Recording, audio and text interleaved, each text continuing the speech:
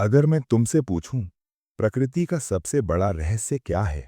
शायद तुम कहो, जंगल, पहाड़ या समुद्र। लेकिन सच ये है, प्रकृति का सबसे बड़ा रहस्य किसी जगह में नहीं, एक नजर में छिपा है।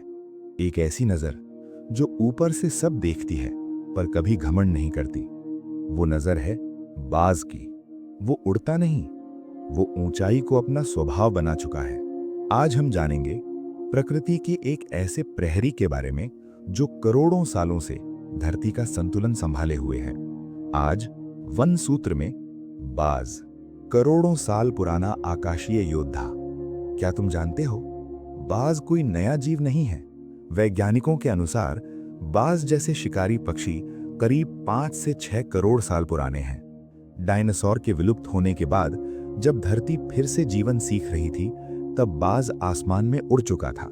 जंगल बदले, महाद्वीप खिसके, नदियां बनी, लेकिन बाज आज भी वही है, शांत, सटीक और संतुलन में। गरुड़, जब विज्ञान और धर्म मिलते हैं।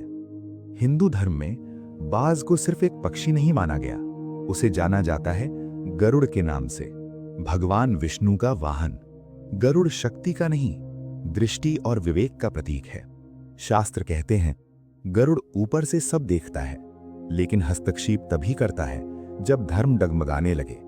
बिल्कुल वैसे ही जैसे प्रकृति में बाज करता है, तीव्र दृष्टि, जब देखना कला बन जाए।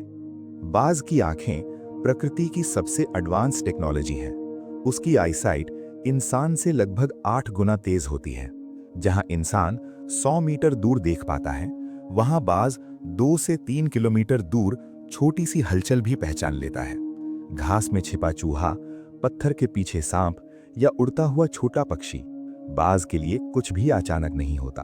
शरीर, उड़ने के लिए बना अनुशासन।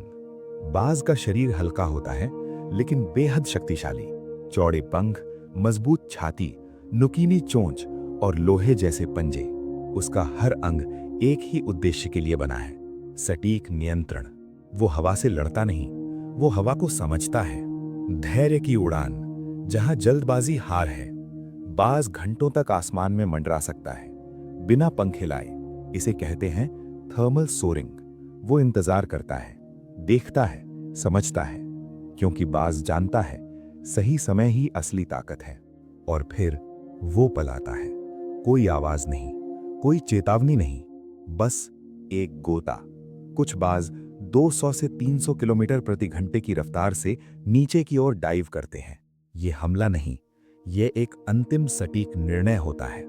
मादा बाज, त्याग की असली कहानी। अब सुनो सबसे कम कही जाने वाली कहानी, मादा बाज की। वो ऊंची चट्टानों पर अपना घोंसला बनाती है। ठंडी हवाएं, तेज बारिश, भूख और हर पल का खतरा, सब कुछ सहती है। अंडों को सेने के दौरान वो कई बार खुद खाना तक छोड़ देती है। और जब बच्चे उड़ना सीखते हैं, तो वही मादा बाज उन्हें गिरने देती है, क्योंकि वो जानती है गिरना जरूरी है, तभी उड़ान आती है। ये क्रूरता नहीं, ये प्रकृति की सबसे गहरी ममता है। आहार, भूख नहीं, संतुलन। बाज जो खाता है वो सिर्फ उसका भोजन नहीं, वो धरती के संतुलन का हिस्सा है। चूहे, सांप, छोटे जानवर, बीमार जीव, अगर बाज न हो तो फसलें नष्ट हों, बीमारियां फैलें और इंसान सबसे ज्यादा प्रभावित हो। बाज ऊपर रहता है, लेकिन हमारी जिंदगी बचाता है। आवास और जीवन काल, बाज का घर होता है ऊंचे पहाड़, चट्टानें और विशाल पेड़। उसका जीवन काल लगभग 20 से 30 साल होता है, और हर साल के साथ वो और ज्यादा समझदार बनता है। कम उड़ता है, लेकिन बेहतर उड़ता है। खतरा, जब आसमान खाली होने लगे। आज बाज खतरे में है। पेड़ कट रहे हैं, जहरीले कीटनाशक उसके शिकार को मार रहे हैं, बिजली की तारें उसकी उड़ान रोक रही हैं। अगर बाज चला गया तो संतुलन भी चला जाएगा। मानव जीवन में बाज का महत्व। बाज हमें सिखाता है ऊंचाई का मतलब घमंड नहीं, ऊंचाई का मतलब है जिम्मेदारी। वो सिखाता है पहले देखो, फिर समझो और तभी निर्णय लो। वन सूत्र का यही सूत्र है। हर जीव धरती की एक जरूरी कड़ी है। अगर एक टूटा तो पूरा जीवन चक्र डगमगा जाएगा। अगर इस कहानी ने आपको ऊपर देखने पर मजबूर किया हो, तो वन सूत्र से जुड़िए। सब्सक्राइब करें, लाइक करें, कमेंट में बताइए अगला एपिसोड किस पर हो, क्योंकि हर जीव एक कहानी है और हर कहानी एक सूत्र।